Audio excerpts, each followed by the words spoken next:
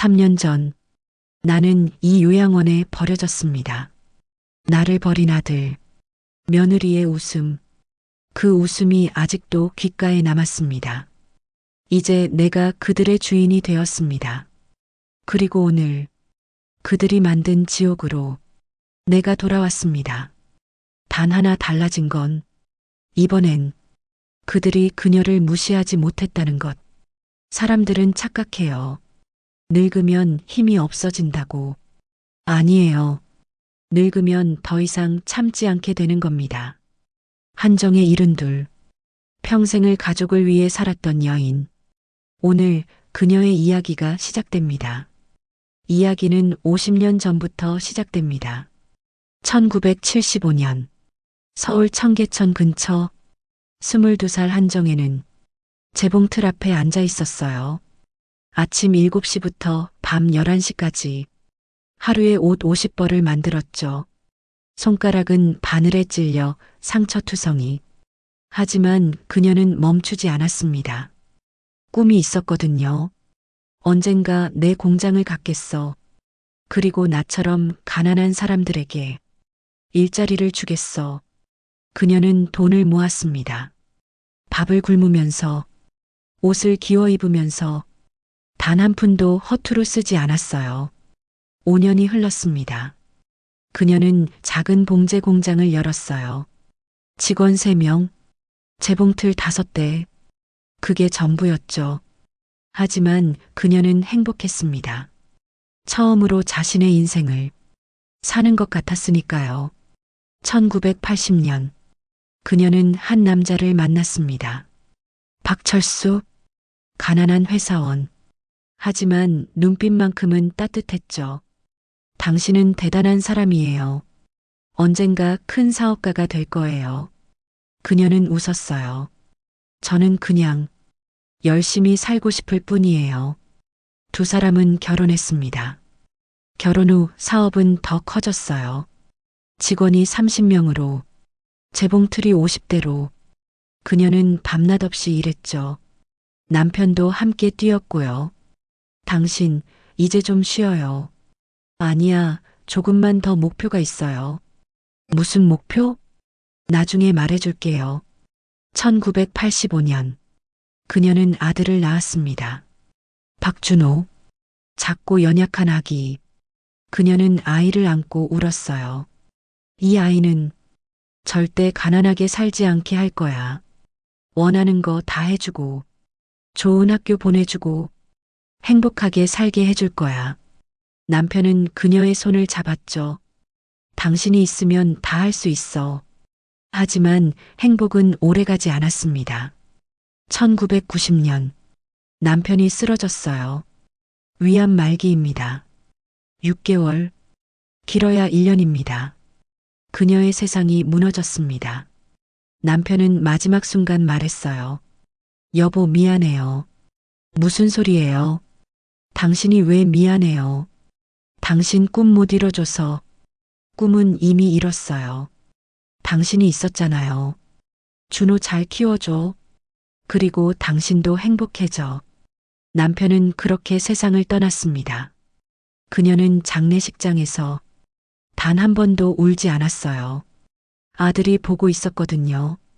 하지만 밤이 되자 그녀는 혼자 무너졌죠. 이제 어떻게 살지? 남편이 떠난 후 그녀는 선택해야 했습니다. 사업을 키울 것인가? 아들을 키울 것인가? 그녀는 아들을 선택했어요. 공장을 팔았습니다. 그리고 작은 가게를 열었죠. 오수선집. 하루 벌어 하루 먹고 사는 삶. 하지만 그녀는 행복했어요. 아들 옆에 있을 수 있었으니까. 준호는 자랐습니다. 초등학교, 중학교, 고등학교. 그녀는 모든 것을 아들에게 쏟아부었어요. 학원비, 과외비, 대학 등록금. 자신은 헌 옷을 입고 밥을 굶으면서도 아들에게는 최고를 줬죠. 2005년 준호는 대학을 졸업하고 취직했습니다. 그녀는 울었어요. 기쁨의 눈물이었죠. 드디어 내가 성공했구나. 엄마 덕분이에요. 정말 고마워요. 그 말이 모든 고생을 보상해 주는 것 같았습니다. 2008년 준호는 결혼했어요. 신부 윤서, 예쁘고 똑똑한 여자. 어머님 잘 모시겠습니다. 그녀는 며느리의 손을 잡았죠. 아니야. 내가 너희를 잘 도와줄게. 우리 준호 잘 부탁해. 그날 그녀는 행복했습니다. 하지만 그 행복이 독이 될 줄은 몰랐죠. 결혼 후 그녀는 아들 내외와 함께 살았습니다. 30평 아파트 방 3개. 이제 편하게 살 수 있겠구나. 하지만 착각이었어요. 매일 아침 5시 그녀는 일어났습니다. 밥을 짓고 국을 끓이고 도시락 2개를 쌌어요. 아들과 며느리는 7시에 일어났죠. 어머니, 국 좀 덜 짜게 해주세요. 아, 그래, 다음엔 조심할게. 그리고 반찬은 왜 맨날 똑같아요? 미안해, 다른 걸 해볼게. 아들은 아무 말도 하지 않았어요. 그저 휴대폰만 봤죠. 낮에는 집안일을 했습니다. 청소, 빨래, 설거지. 허리는 점점 아파왔어요. 무릎도 시큰거렸죠. 하지만 참았습니다. 나이 들면 다 아픈 거지. 저녁 7시 아들 내외가 퇴근했어요. 어머니, 저 다이어트 중이라 샐러드만 먹을게요. 아, 그랬구나. 미리 말해줬으면. 제가 언제 말할 시간이 있었어요? 그녀는 아무 말도 하지 못했습니다. 식탁에서 아들 내외는 소파에 앉아 TV를 봤어요. 그녀는 부엌 구석, 접이식 의자에 앉았죠. 아무도 이상하게 여기지 않았습니다. 밤 10시, 작은 방에 들어갔어요. 본래 다용도실이었던 그 방, 이제 그녀의 방이었죠. 침대도 없었어요. 바닥에 이불을 깔고 잤습니다. 천장을 바라보며 생각했죠. 이게 맞는 걸까? 하지만 곧 고개를 저었습니다. 아니야. 가족이 함께 사는 게 중요한 거지. 나는 괜찮아. 2015년 손자가 태어났습니다. 내가 돌볼게. 어머니, 육아는 제가 할게요. 요즘 육아법이 많이 바뀌었거든요. 그래, 알았어. 손자를 안을 수조차 없었어요. 2018년 손녀가 태어났죠. 어머니, 애기 만지기 전에 손 좀 씻으세요. 아, 그래. 그리고 향수 냄새 나는데 애들한테 안 좋아요. 향수 안 뿌렸는데 옷에서 나는 것 같은데요? 자신의 옷을 맡아봤습니다. 아무 냄새도 나지 않았어요. 하지만 말하지 않았죠. 내가 잘못 알았나 보다. 시간이 흘렀습니다. 그녀의 존재는 점점 희미해졌어요. 식탁에서, 거실에서, 가족 사진에서 항상 구석에 있었죠. 아무도 그녀를 보지 않았습니다. 어느 날 거울을 봤어요. 주름진 얼굴, 희끗희끗한 머리, 굽은 허리. 내가 언제 이렇게 늙었지? 눈물이 났습니다. 하지만 참았어요. 가족을 위해서 2023년 봄, 그녀는 쓰러졌습니다. 허리였어요. 빨래를 개다가 갑자기 허리에서 뚝 소리가 났죠. 그대로 바닥에 쓰러졌습니다. 으윽. 하지만 집에는 아무도 없었어요. 2시간 동안 바닥에 누워 있었습니다. 움직일 수가 없었죠. 저녁 7시 아들이 퇴근했어요. 엄마, 왜 여기 누워 있어요? 허리가 안 움직여. 119를 불러 병원으로 실려갔죠. 응급실, 의사가 말했습니다. 디스크가 파열됐습니다. 신경이 눌려서 하반신 마비 위험이 있어요. 아들의 얼굴이 창백해졌어요. 수술해야 하나요? 네, 빠르면 빠를수록 좋습니다. 비용은요? 보험 적용해도 500만 원 정도. 그리고 수술 후 3개월 입원. 그 다음 6개월 재활 치료 필요합니다. 아들은 침묵했습니다. 그날 밤 정혜는 병실에 혼자 누워 있었어요. 아들은 며느리와 통화하고 있었죠. 복도 너머로 목소리가 들렸습니다. 9개월? 9개월이나요? 응, 의사가 그러는데. 그럼 우리가 9개월 동안 간병해요? 어쩔 수 없잖아. 당신 회사 다녀야 하잖아요. 그럼 제가 해요? 미안하다고 되는 게 아니에요. 우리 애들 누가 돌봐요? 침묵. 요양원 알아봐요. 그 한마디, 심장이 멈추는 것 같았습니다. 다음 날 아침, 아들이 병실에 들어왔어요. 엄마 저기, 그녀는 알고 있었죠. 무슨 말을 할지. 그래, 요양원 가면 되지. 아들은 놀랐습니다. 엄마 들었어요? 응, 들었어. 괜찮아. 너희도 힘들잖아. 미안해요. 고개를 돌렸어요. 미안하긴. 내가 짐이 된 게 미안하지. 엄마 그런 말 하지 마요. 엄마, 까라고. 아들은 나갔습니다. 정혜는 혼자 남았습니다. 천장을 보며 눈물이 흘렀습니다. 나는 이렇게 버려지는구나.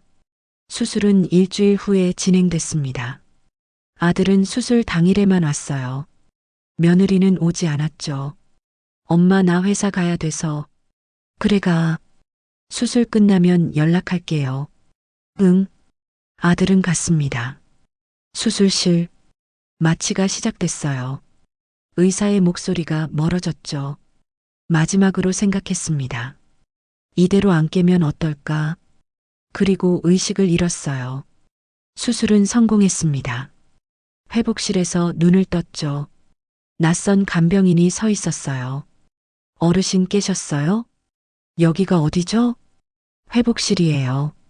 수술 잘 끝났어요. 아들은요? 아드님은 일 때문에 먼저 가셨대요. 나중에 연락 온대요. 천장을 봤습니다. 형광등이 깜빡였어요. 3일 후 간병인이 말했죠. 어르신 오늘 오후에 요양원 가신대요. 오늘이요? 네. 아드님이 준비 다 하셨대요. 그래요. 정혜는 창밖을 바라봤습니다. 봄이었어요. 꽃이 피고 있었죠. 하지만 그녀에게는 아무것도 아름답지 않았습니다. 늦은 오후 휠체어가 준비됐죠. 아무 말 없이 휠체어에 앉았습니다. 복도를 지나서 엘리베이터를 타고 1층으로 내려갔어요. 병원 현관 앞 며느리가 서 있었습니다. 왔구나. 하지만 며느리는 인사하지 않았어요. 그저 팔짱을 끼고 차갑게 서 있을 뿐이었죠. 차 문이 열렸습니다. 간병인이 휠체어를 밀었어요. 며느리를 봤죠. 윤서야. 대답이 없었습니다. 잘 지내. 며느리는 고개를 돌렸어요. 차 문이 닫혔습니다. 뒤를 돌아봤어요. 며느리가 보였습니다. 그리고 며느리는 웃고 있었습니다. 환하게, 마치 짐을 던 것처럼. 그 순간 세상이 무너졌어요. 완전히.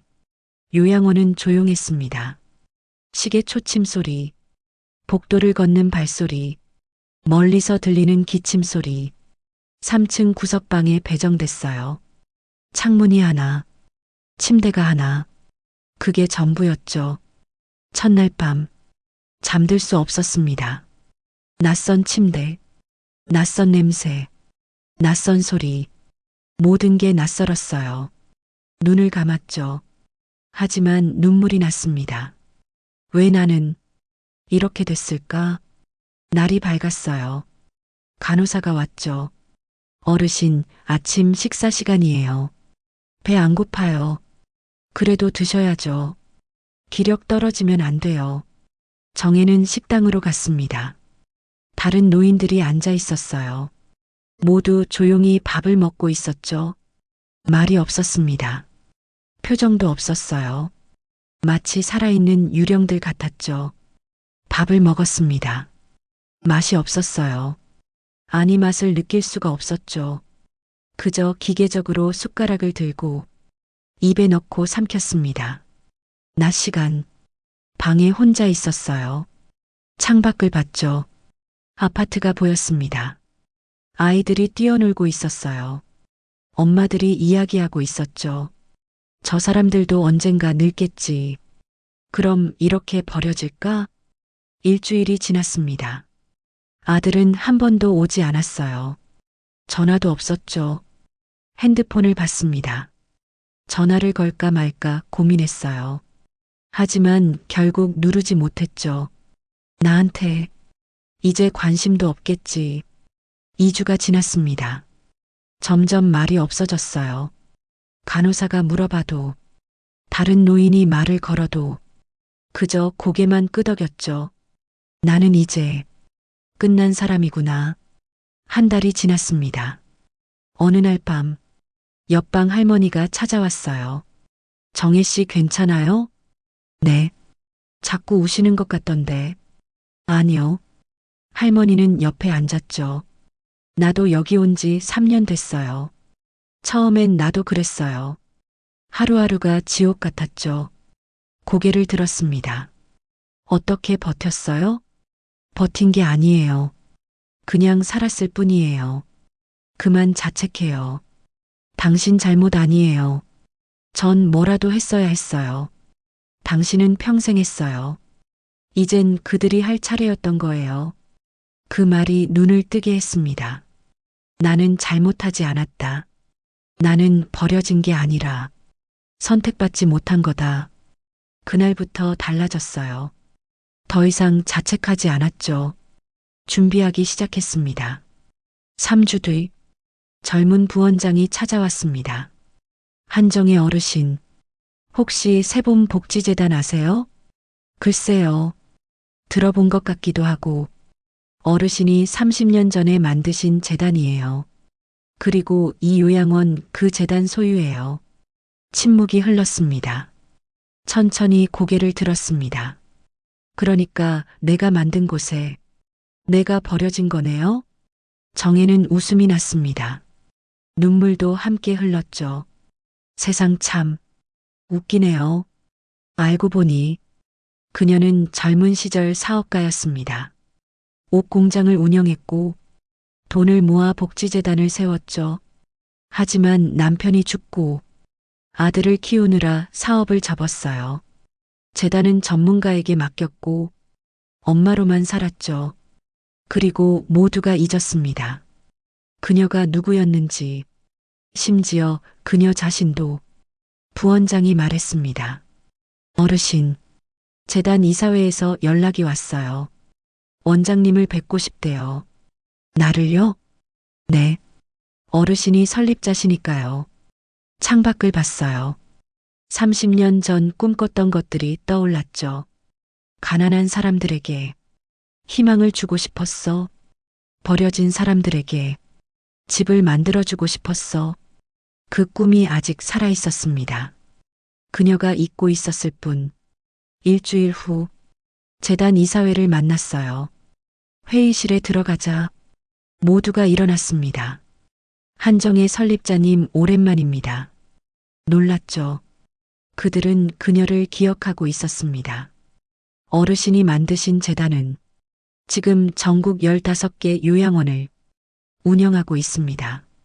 2,000명의 어르신들이 이곳에서 생활하고 계시죠. 눈물이 났습니다.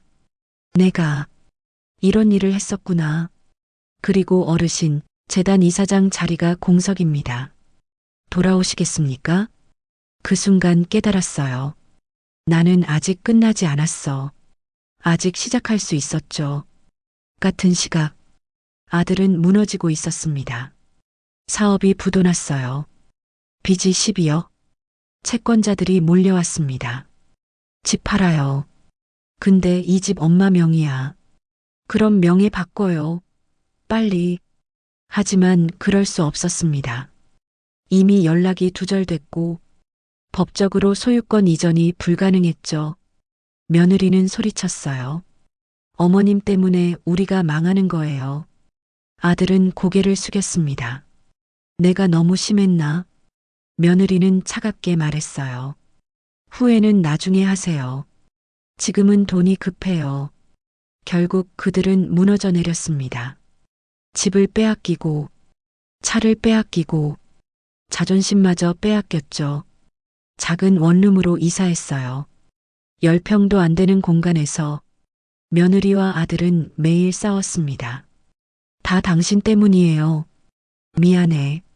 미안하다고 되는 게 아니잖아요. 아들은 아무 말도 하지 못했습니다. 며느리는 일을 구해야 했습니다. 하지만 경력이 없었어요. 할 수 있는 일이 없었죠.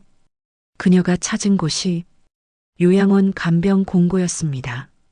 급여월 350만 원. 숙식 제공. 노인들 돌보는 일이라니. 하지만 선택의 여지가 없었어요. 지원했습니다. 면접 날. 며느리는 긴장했습니다. 급여가 괜찮았고 숙식이 제공됐어요. 꼭 붙어야 했죠. 문이 열렸습니다. 면접관이 물었어요. 간병 경험 있으세요? 네, 시어머니를 모신 적 있습니다. 어떻게 모셨죠? 최선을 다했습니다. 거짓말이었어요. 하지만 그녀는 당당했죠. 그때 문이 다시 열렸습니다. 휠체어가 들어왔어요. 원장님 오셨습니다. 며느리는 고개를 들었죠. 그리고 얼어붙었습니다. 휠체어에 앉은 여자. 흰머리 주름진 얼굴.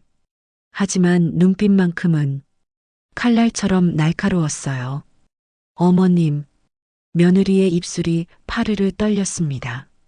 어머님? 정혜는 천천히 미소 지었습니다. 그래 윤서야. 나야.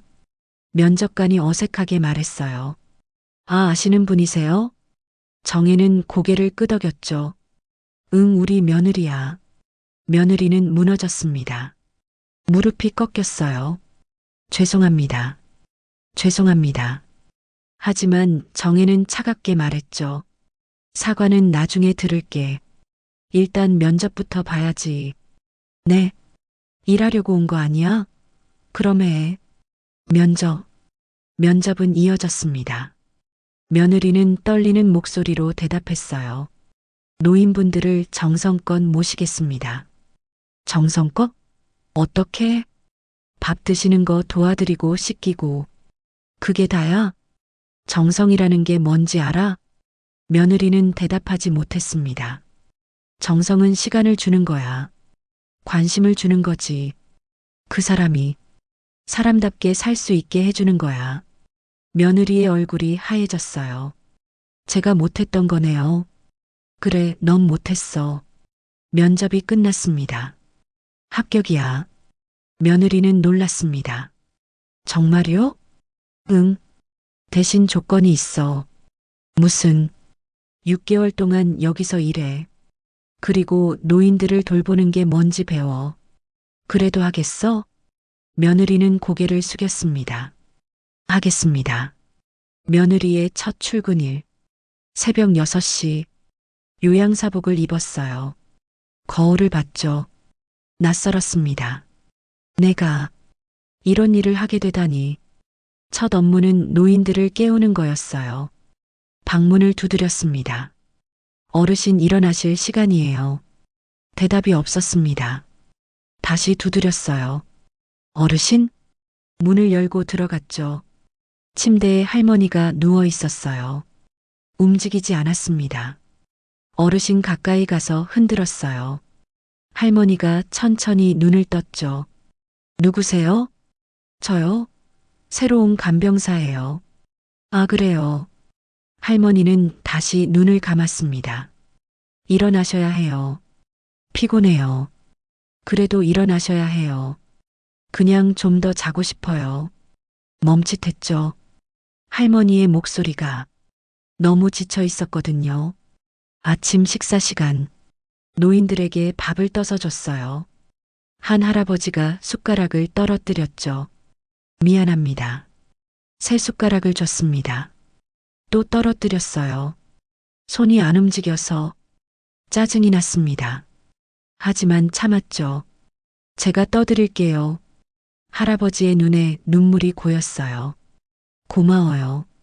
그 순간 깨달았습니다. 아, 시어머니도 이런 기분이었구나. 오후 목욕 시간, 할머니를 씻겼어요. 처음엔 역겨웠습니다. 냄새도 나고, 피부도 처져 있고, 할머니가 말했어요. 미안해요. 냄새 나죠? 아니에요. 거짓말. 나도 알아요. 늙으면 이래요. 할머니의 등을 닦았습니다. 상처가 많았어요. 욕창이었죠. 아프시겠어요. 응, 아파. 근데 익숙해요. 오래 누워있으면 이래요. 살이 썩어가요. 손이 멈췄습니다. 시어머니도 이랬을까? 저녁 시간, 복도를 걷고 있었어요. 한방에서 울음소리가 들렸죠. 문을 열었습니다. 할머니가 침대에 앉아 울고 있었어요. 어르신 괜찮으세요? 아들이 안 와요. 3개월째 전화도 안 해요. 아무 말도 하지 못했습니다. 나 버려진 거죠? 아니에요, 어르신. 아니에요? 그럼 뭐예요? 대답할 수 없었어요. 자신도 똑같이 했으니까. 늦은 밤, 숙소에 돌아왔습니다. 침대에 누워 천장을 봤죠. 눈물이 났어요. 나 정말 나쁜 사람이었구나. 일주일이 지났습니다. 매일 노인들을 돌봤어요. 밥을 먹이고 씻기고 기저귀를 갈고 말벗이 되어줬죠. 처음엔 힘들었습니다. 하지만 점점 익숙해졌어요. 그리고 깨달았죠. 이게 시어머니가 매일 했던 일이라는 걸. 2주가 지났습니다. 한 할머니와 친해졌어요. 박순자 82. 할머니는 매일 창밖만 봤습니다. 뭘 보세요? 아들 기다려요. 아드님 오시나요? 아니요, 안 와요. 근데 기다려요. 왜요? 그래야 하루가 가니까요. 가슴이 아팠습니다. 3주가 지났습니다. 어느 날 박순자 할머니가 쓰러졌어요. 병원으로 실려갔습니다. 시간이 얼마 안 남았습니다. 보호자분께 연락해야 합니다. 할머니 아들에게 전화했습니다. 어머님이 위독하세요. 빨리 오셔야 해요. 지금 회사인데요. 어머님이 돌아가실 수도 있어요. 그럼 연락 주세요. 전화가 끊겼습니다. 믿을 수 없었어요. 박순자 할머니는 그날 밤 세상을 떠났습니다. 임종 순간 아들은 오지 않았죠. 며느리가 손을 잡아줬어요. 어르신, 할머니는 마지막으로 말했습니다. 아들 미워하지 마세요. 그 애도 힘들었을 거예요. 그리고 눈을 감았습니다. 며느리는 울었어요. 할머니가 아니라 자신을 위해서 나도 저렇게 만들 뻔했구나. 한 달이 지났습니다. 며느리는 시어머니를 찾아갔어요. 원장실 문을 두드렸습니다. 들어와. 정혜는 서류를 보고 있었습니다. 어머님, 왜? 말씀드릴 게 있어요. 정혜는 안경을 벗었어요. 앉아. 한참 침묵이 흘렀습니다. 죄송합니다. 정혜는 대답하지 않았어요. 정말 죄송합니다. 뭐가? 다요. 어머님한테 한 모든 게요. 구체적으로 말해봐. 며느리는 울먹였습니다. 차갑게 대한 것, 무시한 것, 귀찮아한 것, 버린 것, 다요. 정혜는 창밖을 바라봤어요. 이제야 알았어? 네. 왜? 여기서, 일하면서, 알았어요. 노인들이 얼마나 외로운지, 얼마나 아픈지, 얼마나 서러운지. 그래. 어머님도 그랬겠죠? 정혜는 고개를 끄덕였습니다. 응, 나도 그랬어. 매일 외로웠어. 매일 아팠어. 매일 서러웠지. 며느리는 고개를 숙였어요. 용서해 주세요. 정혜는 천천히 말했습니다. 용서라. 아직은 이르다. 내가 마음 아픈 노인들을 내 손으로 다시 일으켜 세워라. 네, 그게 진짜 속죄야. 같은 시각, 아들 준호는 요양원으로 가고 있었습니다. 며느리에게 연락을 받았어요. 여보, 어머님이 여기 계세요. 처음엔 믿을 수 없었죠. 하지만 사실이었습니다. 차를 몰았어요. 손이 떨렸죠. 엄마를 뭐라고 말하지? 요양원 주차장, 건물을 올려다봤어요. 세봄 노인복지센터, 그 이름이 낯익었습니다. 원장실 앞에서 문을 두드렸습니다. 들어오세요.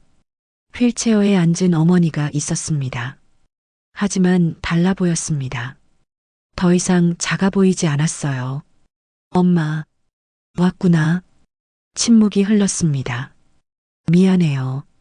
정혜는 고개를 저었어요. 미안하다는 말은 이제 듣기 싫구나. 엄마, 앉아. 정혜는 창밖을 보며 말했습니다. 나 여기 원장이야. 뭐라고요? 이 요양원 내가 30년 전에 만든 재단 거야. 준호는 충격받았어요. 몰랐어요. 너한테 말 안 했으니까. 왜요? 너한테 짐이 되고 싶지 않았어. 준호는 고개를 떨구었습니다. 엄마는 짐이 아니었어요. 거짓말. 넌 나를 짐이라고 생각했어. 윤서도 그랬고, 준호는 부정할 수 없었습니다. 나는 너를 위해 모든 걸 포기했어. 사업도, 꿈도, 내 인생도 너만 행복하면 된다고 생각했지. 엄마, 근데 알았어. 그게 착각이었다는 걸. 희생은 사랑이 아니야. 그냥 집착이었어. 준호는 울며 말했어요. 죄송해요. 이제 와서 우는 거 소용없어. 엄마, 가라고. 더 이상 내 엄마 노릇 안 할 거야. 준호는 무릎을 꿇었습니다. 엄마 제발, 한 번만. 정혜는 차갑게 말했습니다. 한 번 내가 너한테 몇 번의 기회를 줬는데, 이제 내 인생 살 거야. 넌 내 인생 살고. 준호는 밖으로 나왔습니다. 그리고 복도에 주저앉았습니다. 며느리가 다가와 물었습니다. 어떻게 됐어요? 끝났어. 뭐가요? 우리 가족. 그날 밤, 정혜는 잠들 수 없었습니다. 아들 생각이 났어요. 어렸을 때 해맑게 웃던 모습, 엄마 사랑해하던 다정한 목소리. 정혜는 한숨을 쉬었습니다. 나 너무 매정한 건가? 다음 날 아침, 며느리를 불렀습니다. 윤서야, 내 어머님, 준호 만나게 해줘. 며느리는 놀랐어요. 정말요? 응. 근데 조건이 있어. 말씀하세요. 여기서 만날 거야. 그리고 준호도 일해야 돼. 일요? 응. 봉사활동. 한 달. 그 후에 생각해 볼게. 용서할지 말지. 며느리는 고개를 끄덕였습니다. 알겠습니다. 일주일 후, 준호가 요양원에 왔습니다. 준호는 작업복을 입고 있었어요. 왔구나. 내 엄마. 앉아. 한 달 동안 여기서 봉사해. 청소, 설거지, 노인들 돌보기. 네. 힘들 거야. 괜찮아요. 진짜? 네. 준호를 똑바로 봤습니다. 왜 하려는 거야? 엄마한테 용서받고 싶어서요. 그게 다야? 준호는 고개를 저었어요. 아니요. 저 자신도 용서하고 싶어요. 정혜는 고개를 끄덕였습니다. 그래. 그럼 한번 시작해봐. 준호의 첫날, 새벽 5시, 청소를 시작했습니다. 복도를 닦고 화장실을 청소하고 쓰레기를 버렸습니다. 몸이 부서질 정도로 힘들었어요. 하지만 참았습니다.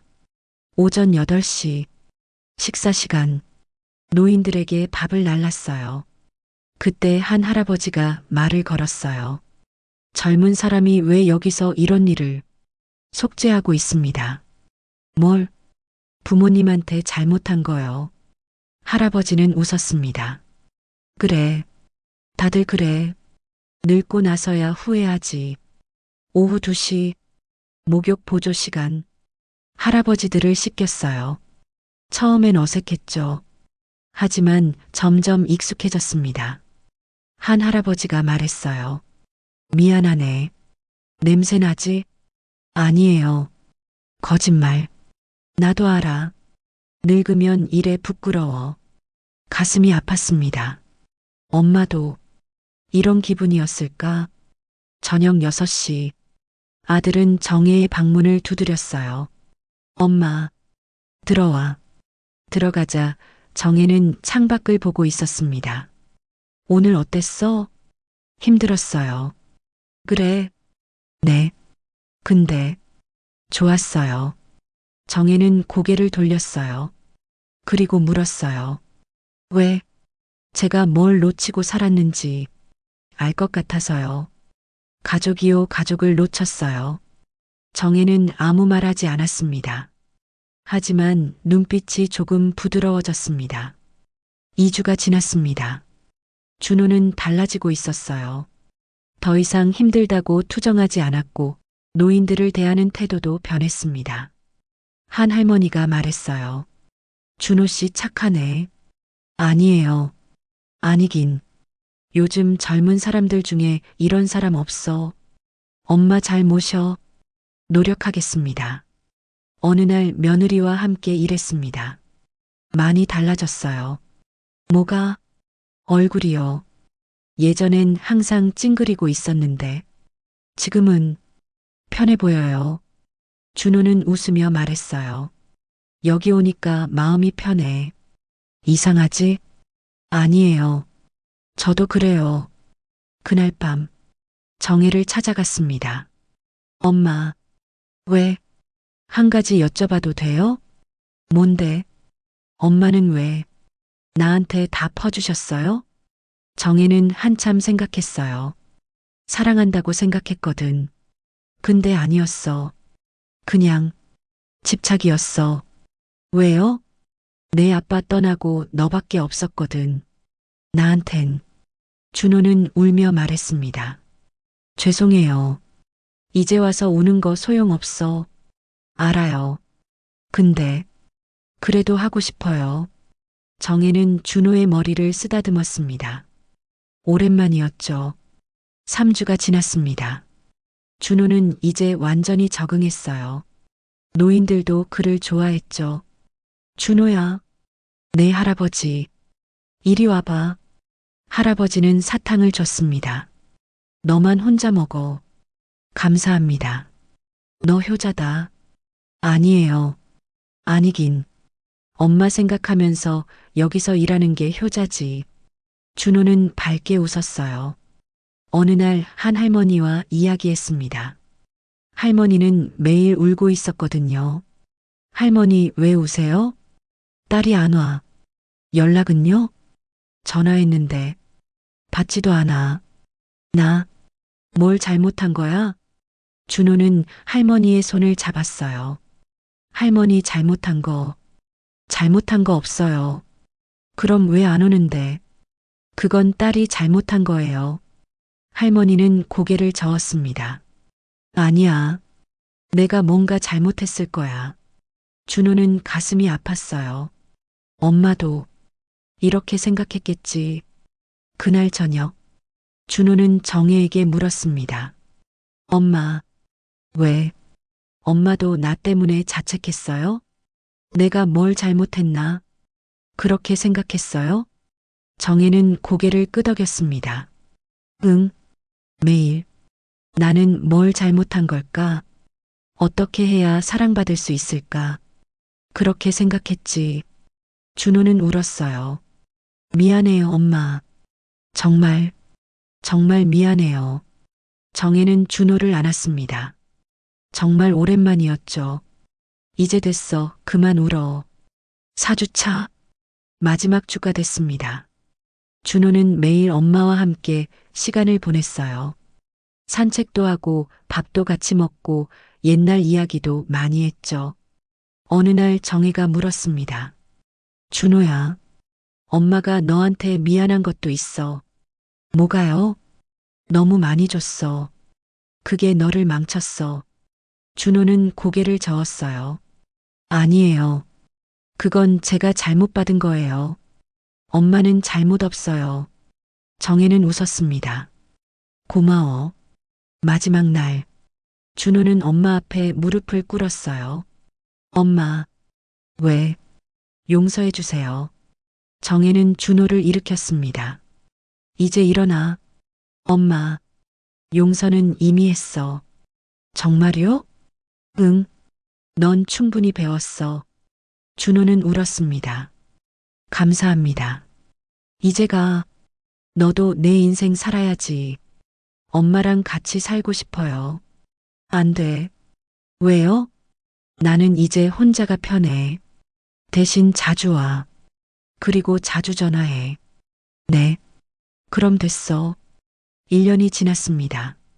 정혜는 건강하게 살고 있었어요. 더 이상 아프지 않았죠. 매일 웃었습니다. 요양원 노인들도 행복했어요. 준호는 매주 찾아왔습니다. 며느리도 함께 예쁜 손주들도 데리고 할머니, 어머님, 정혜는 웃으며 맞았어요. 왔구나. 손주들이 달려들었습니다. 할머니 보고 싶었어요. 할머니도 우리 강아지들 많이 보고 싶었어. 우리 강아지 많이 컸네. 네. 어느 일요일, 가족들이 모두 모였습니다. 정혜는 웃으며 말했어요. 다들 고마워. 나한테 다시 기회를 줘서. 준호는 고개를 저었어요. 엄마가 저희한테 기회를 주신 거예요. 엄마 없었으면 우린 영영 몰랐을 거예요. 뭘? 가족이 뭔지. 정혜는 밝게 웃었습니다. 그날 저녁, 가족들은 돌아갔습니다. 정혜는 원장실에서 서류를 보고 있었어요. 노크 소리가 들렸습니다. 들어오세요. 젊은 여자가 들어왔습니다. 눈이 퉁퉁 부어 있었어요. 무슨 일로 오셨어요? 상담하고 싶어서요. 앉으세요. 여자는 한참을 말을 못하다가 입을 열었어요. 시어머니를 여기 모시려고 하는데요. 그래요? 근데 제가 너무 힘들어요. 시어머니도 힘들어 하시고, 저도 힘들고, 가족들도 다 힘들어요. 정혜는 여자를 바라봤습니다. 과거의 며느리가 떠올랐죠. 왜 힘드세요? 시어머니가 치매가 오셨어요. 밤낮이 바뀌셔서 밤에 계속 깨우시고, 아이들도 어리고 남편은 일 나가고 저 혼자 감당이 안 돼요. 여자는 눈물을 흘렸습니다. 정혜는 천천히 말했습니다. 요양원에 모시는 게 나쁜 선택은 아니에요. 그래요? 네. 전문적인 돌봄이 필요한 상황이니까요. 근데 죄책감이 들어요. 죄책감이요? 제가 못난 며느리 같아서요. 정혜는 미소 지었습니다. 당신은 못난 게 아니에요. 현실적인 거예요. 하지만 한 가지만 기억하세요. 뭔가요? 자주 오세요. 자주 전화하세요. 자주 손 잡아주세요. 그리고 사랑한다고 얘기해주세요. 요양원에 모신다고 끝이 아니에요. 거기서부터 시작이에요. 여자는 고개를 끄덕였습니다. 감사합니다. 그리고 하나 더. 네. 당신도 언젠가 늙어요. 그때 가서 후회하지 마세요. 여자는 그 의미를 이해하며 눈물을 흘렸습니다. 명심하겠습니다. 며칠 후, 정혜는 3층 복도를 걷고 있었습니다. 한방에서 다툼 소리가 들렸습니다. 젊은 남자가 할아버지에게 소리치고 있었어요. 아버지, 그러니까 제가 언제 온다고 했잖아요. 나는 매일 기다렸어. 매일 올 수가 있어요? 저도 일해야 한다고요. 정혜가 말했습니다. 무슨 일이세요? 남자는 돌아봤어요. 아, 원장님. 보호자분이시죠? 네. 잠깐 제 방으로 오시겠어요? 원장실. 남자는 불편해 보였습니다. 아버님이랑 무슨 일 있으세요? 아니, 그게 편하게 말씀하세요. 남자는 한숨을 쉬었어요. 아버지가 자꾸 왜 안 오냐고 하세요. 일주일에 한 번은 오는데도 매일 전화하는데도 그래요. 솔직히 힘들어요. 회사 일도 바쁘고 애들도 돌봐야 하고. 정혜는 고개를 끄덕였습니다. 그 마음 이해해요. 하지만 아버님께는 당신밖에 없어요. 알아요. 일주일에 한 번이 아니라 한 달에 한 번이 되고, 그러다 1년에 한 번이 돼요. 그리고 어느 날 전화가 와요. 아버님이 돌아가셨다고. 남자의 얼굴이 굳었습니다. 그때 가서 후회하지 마세요. 지금 하세요. 5분이라도 좋아요. 손잡고 앉아 계세요. 그게 전부예요. 남자는 고개를 숙였습니다. 감사합니다. 2년이 지났습니다. 정혜는 이제 75. 하지만 여전히 건강했어요.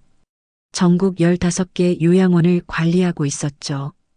2,000명의 어르신들이 그녀의 손길을 받고 있었습니다. 어느 날 방송국에서 연락이 왔어요. 한정혜 원장님을 다큐멘터리로 찍고 싶습니다. 저를요? 어르신의 이야기가 많은 사람들에게 희망을 줄 수 있을 것 같아서요. 정혜는 거절하려다 말았습니다. 이건 나만의 이야기가 아니지. 좋습니다. 하되 조건이 있어요. 말씀하세요. 나뿐만 아니라 이곳 노인들의 이야기도 담아주세요. 물론입니다. 다큐멘터리는 3개월 후 방영됐습니다. 제목은 버려지지 않는 존엄. 정혜의 이야기다. 며느리의 변화. 아들의 속죄. 그리고 수많은 노인들의 삶이 담겨 있었습니다. 방송 후 반응은 폭발적이었습니다. 댓글이 쏟아졌어요. 오늘 부모님께 전화했습니다. 눈물이 멈추지 않네요. 저도 반성하고 있습니다. 정혜는 그 댓글들을 보며 웃었습니다. 이게 진짜 복수구나. 누군가를 무너뜨리는 게 아니라 누군가를 깨우는 것. 그게 진짜 복수였습니다. 그날 저녁, 정혜는 옥상에 올라갔습니다. 석양이 지고 있었어요. 하늘이 붉게 물들었죠. 바람이 불었습니다. 시원했습니다. 그녀는 난간에 기대어 도시를 내려다봤습니다. 불빛들이 하나둘 켜지고 있었어요. 저마다의 삶을 살고 있었습니다. 저 집들 중에도 나처럼 외로운 노인이 있겠지. 버려진 사람들이 있겠지. 하지만 괜찮아. 나는 여기 있으니까. 며느리가 옥상으로 올라왔습니다. 어머님 여기 계셨네요. 응. 뭐 보세요? 세상. 며느리는 옆에 섰습니다. 예쁘죠? 응. 예뻐. 윤서야. 네. 고마워. 뭐가요? 돌아와줘서. 며느리는 정혜의 손을 잡았습니다. 제가 더 감사해요. 저를 다시 사람으로 만들어주셔서. 어머님이 아니었으면 전 평생 괴물로 살았을 거예요. 정혜는 며느리를 따뜻하게 안았습니다. 그날 밤, 정혜는 책상에 앉았습니다. 펜을 들었어요. 종이를 펼쳤습니다. 그리고 편지를 쓰기 시작했습니다. 준호에게 이 편지를 쓰는 지금 엄마는 행복해. 내가 매주 오는 것도, 윤서가 여기서 일하는 것도, 손주들이 뛰어노는 것도 다 고마워. 하지만 엄마가 진짜 행복한 이유는 따로 있어. 엄마는 이제 엄마이기 전에 한정혜야. 72년을 살면서 처음으로 나로 살고 있어. 준호야, 너도 그렇게 살았으면 좋겠어. 아빠로만 살지 말고, 남편으로만 살지 말고, 박준호로 살아. 그게 진짜 인생이야. 엄마는 너를 용서했어. 아니, 처음부터 미워한 적이 없었어. 다만 슬펐을 뿐이야. 하지만 이제는 슬프지 않아. 너도 배웠고, 윤서도 배웠고, 엄마도 배웠으니까. 준호야, 엄마는 언젠가 떠날 거야. 그때 너무 슬퍼하지 마. 엄마는 충분히 잘 살았어. 충분히 행복했어. 그리고 너희들을 용서하고 떠나는 거야. 그러니 후회하지 마. 다만 이것만 기억해줘. 엄마가 너를 사랑했다는 것. 그리고 너도 엄마를 사랑했다는 것. 그걸로 충분해. 사랑하는 아들아. 행복해라. 사랑하는 엄마가 편지를 접었습니다. 그리고 서랍에 넣었습니다. 아직은 줄 때가 아니야. 다음 날 아침 평범한 하루가 시작됐습니다. 정혜는 일어나 세수를 했어요. 그리고 거울을 봤습니다. 주름진 얼굴. 하지만 더 이상 슬프지 않았습니다. 오히려 자랑스러웠어요. 이 주름 하나하나가 내가 산 증거니까. 아침 회의. 직원들과 모였습니다. 오늘 3층 박영희 어르신 생신이에요. 그래. 준비 잘했어? 네, 케이크 준비했습니다. 가족들 오나? 아니요, 연락이 안 돼요. 정혜는 한숨을 쉬었습니다. 그럼 우리가 가족이 되어 드려야지. 네, 원장님. 오후 박영희 할머니 방으로 갔습니다. 케이크를 들고 촛불을 켜고 할머니 생신 축하드려요. 할머니는 놀란 표정으로 내 생일 기억했어? 당연하죠. 할머니는 울며 말했어요. 모두들 고마워요. 할머니 소원 빌으세요. 할머니는 눈을 감았어요. 그리고 촛불을 껐습니다. 무슨 소원 비셨어요? 비밀이야. 하지만 정혜는 알고 있었습니다. 가족이 왔으면 좋겠다는 소원이었다는 걸. 저녁 회진을 돌았습니다. 방마다 들어가 노인들을 확인했어요. 어르신 저녁 드셨어요? 응, 먹었어. 불편한 데 없으세요? 없어. 그럼 편히 주무세요. 고마워요, 원장님. 그 말이 가슴을 따뜻하게 했습니다. 준호가 아이들과 함께 찾아왔어요. 손주들은 뛰어놀고 아들과 며느리는 그 모습을 웃으며 바라보고 있었어요. 정혜는 그 모습을 바라봤습니다. 이게 가족이구나. 그때 준호가 다가왔습니다. 엄마, 회사에서 승진했어요. 그래, 축하해. 엄마 덕분이에요. 왜? 준호는 미소 지었어요. 엄마가 가르쳐 주셨잖아요. 사람을 대하는 법을. 그게 일에도 도움이 됐어요. 정혜는 준호의 머리를 쓰다듬었습니다. 아들 잘했어. 계속 그렇게 살아.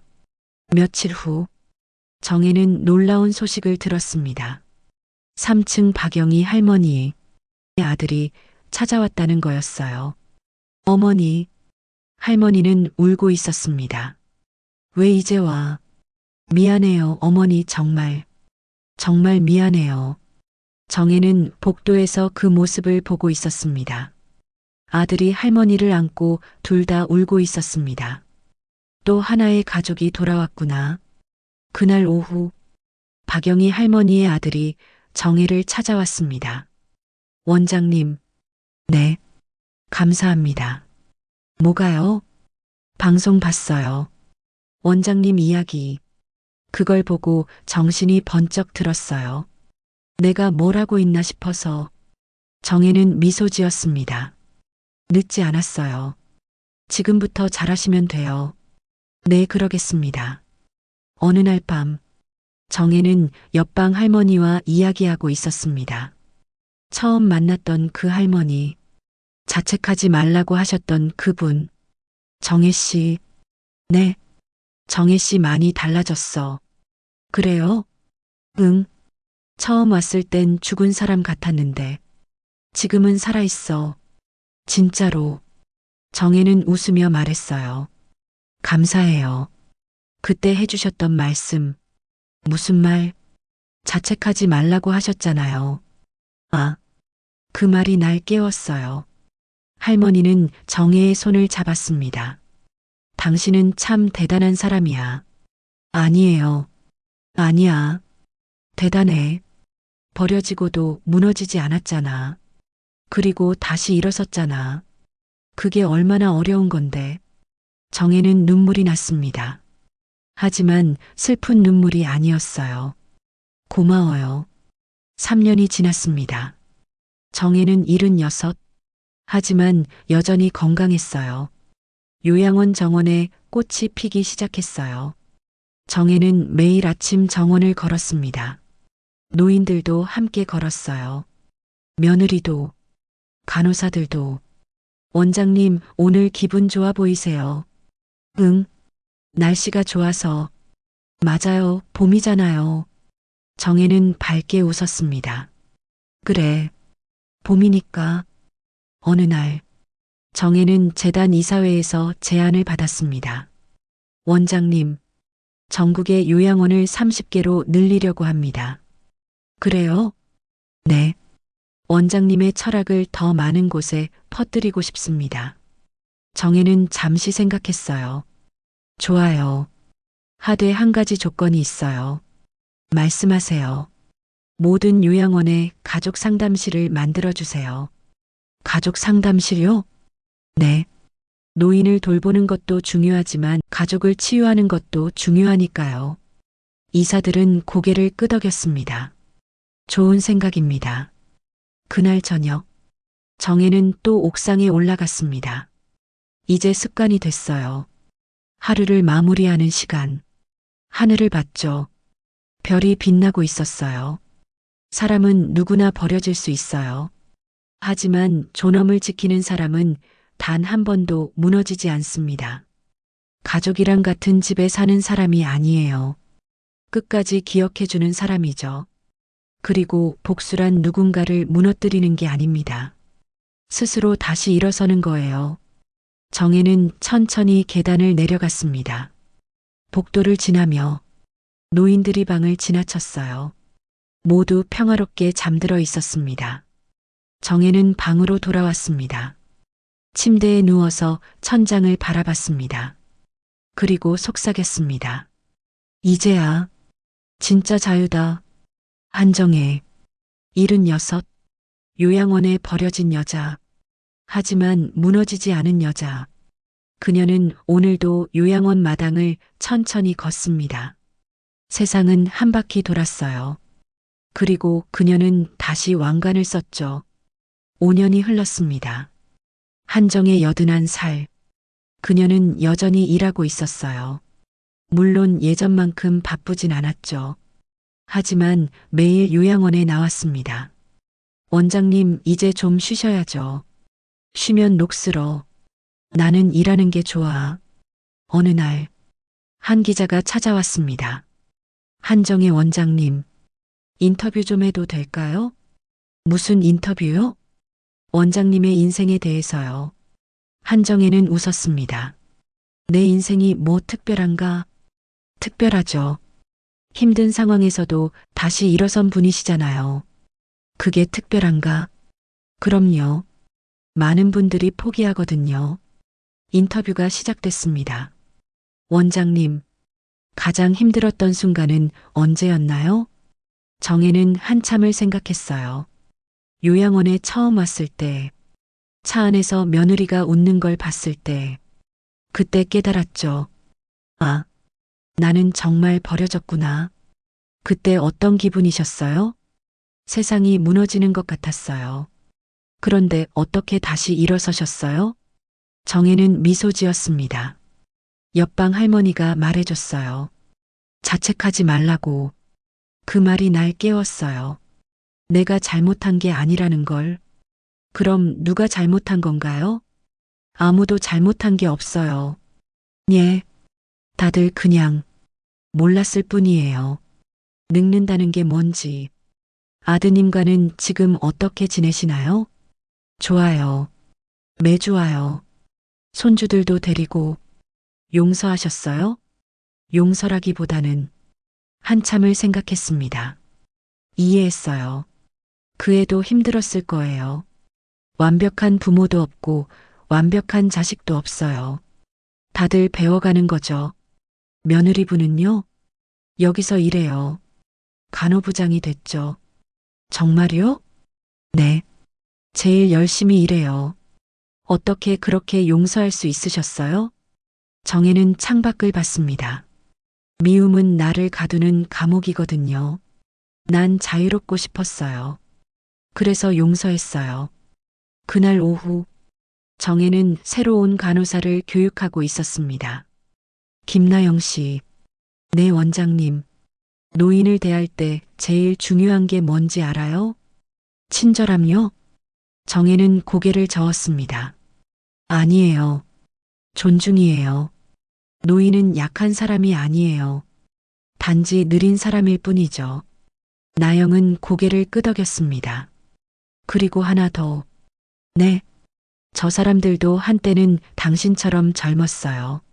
사랑했고, 일했고, 꿈꿨죠. 네. 그걸 기억하세요. 그럼 함부로 대할 수 없어요. 정혜는 준호에게 전화했습니다. 준호야. 네, 엄마. 잘 지내니? 네. 엄마는요? 나도. 엄마. 왜? 사랑해요. 정혜는 밝게 웃었습니다. 나도 사랑해. 준호야. 네. 행복해라. 엄마도요. 정혜의 마지막 봄이었습니다. 그녀는 조용히 잠들었어요. 아프지 않았습니다. 고통도 없었죠. 그저 잠든 것처럼. 장례식장에는 많은 사람들이 왔습니다. 가족들, 직원들, 그리고 수많은 노인들. 준호는 영정 앞에 서서 울었습니다. 엄마, 미안해요. 사랑해요. 며느리도 울었습니다. 어머님, 감사했습니다. 조문객 중 한 할머니가 말했습니다. 한정의 원장님은 천사였어. 우리한테 다시 사람이 될 수 있게 해줬어. 다른 할머니도 말했죠. 그분 덕분에 나도 가족이랑 화해했어. 나도야. 나도. 장례식이 끝나고 준호는 어머니의 방을 정리했습니다. 책상 위에 일기장이 있었어요. 마지막 페이지에 이렇게 적혀 있었습니다. 나는 행복했다. 버려졌지만 다시 일어섰다. 미워했지만 용서했다. 그리고 사랑했다. 이것이 내 인생이다. 후회 없다. 준호는 일기장을 가슴에 안았습니다. 1년 후 정혜의 길, 요양원 정원에 동상이 세워졌습니다. 정혜의 동상, 웃고 있는 모습이었어요. 밑에 문구가 새겨져 있었죠. 존엄은 나이와 상관없다. 한정혜. 준호는 매주 어머니의 동상을 찾아왔습니다. 꽃을 바치고 청소를 하고 이야기를 했어요. 엄마, 나 잘 살고 있어요. 애들도 잘 크고 있고 엄마가 가르쳐 준 대로 살고 있어요. 며느리도 왔습니다. 어머님, 저 이제 자원봉사 시작했어요. 다른 요양원에서 노인들 돌보고 있어요. 어머님 덕분이에요. 정혜의 이야기는 끝났습니다. 하지만 그녀가 남긴 것은 끝나지 않았죠. 그녀는 우리에게 가르쳐 줬습니다. 버려진다고 끝이 아니라는 것을, 늙는다고 쓸모 없어지는 게 아니라는 것을, 용서가 약함이 아니라 강함이라는 것을, 그리고 무엇보다 존엄은 빼앗기는 게 아니라 지키는 거라는 것을. 지금 이 순간 당신의 부모님은 어디 계신가요? 전화 한 통. 그게 전부입니다. 사랑해요. 보고 싶어요. 고마워요. 그 세 마디 늦기 전에 하세요. 왜냐하면 후회는 항상 늦게 오거든요. 한정혜. 1940년에서 2025년 향년 86세. 그녀는 버려졌습니다. 그리고 돌아왔죠. 왕관을 쓰고 세상은 한 바퀴 돌았습니다. 그리고 모든 것이 제자리로 왔죠. 이것은 복수가 아니었습니다. 존엄의 귀환이었죠. 그리고 이것은 한 여자의 이야기가 아닙니다. 우리 모두의 이야기입니다. 당신의 이야기, 나의 이야기. 이 이야기는 실화를 바탕으로 재구성했습니다. 대한민국에는 약 3천 개의 요양원이 있습니다. 그곳에는 50만 명의 어르신들이 계십니다. 그중 30%는 가족의 방문이 연 1회 미만입니다. 오늘 부모님께 전화하셨나요? 이 영상이 도움이 되셨다면 좋아요와 구독 부탁드립니다. 그리고 댓글로 당신의 이야기를 들려주세요. 당신의 부모님은 당신을 기다리고 있습니다.